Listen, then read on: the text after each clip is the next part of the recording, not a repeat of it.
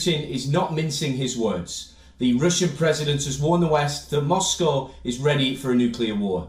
The warning came in response to a question about whether the country was really ready for nuclear war. This while Putin was speaking with television and news agency RIA. He underlined that Moscow was technically ready for nuclear war and that if the US sent troops to Ukraine, it would be considered a significant escalation of the war. Putin said, and I quote, "From a military technical point of view, we are of course ready." The statement comes just days before the March 15th to 17th election, which is certain to give him another 6 years in power. Putin's statement gives rise to a pivotal question here. Who has the final say on using nuclear weapons in Russia? Well, there are no surprises here. It is Vladimir Putin. During the interview, he also mentioned that weapons exist in order to use them.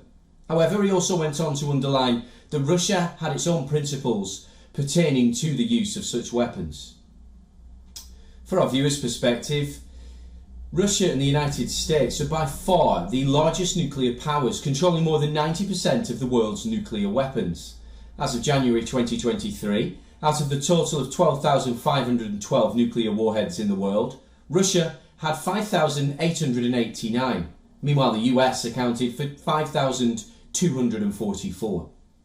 The war in Ukraine has triggered the deepest crisis in Russia's relations with the West since the 1962 Cuban Missile Crisis.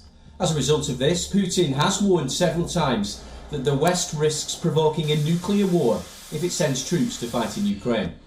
Moscow sent tens of thousands of troops into Ukraine in February 2022, this triggering a full-scale war after 8 years of conflict in eastern Ukraine between Ukrainian forces on one side and pro-Russian Ukrainians and Russian proxies on the other.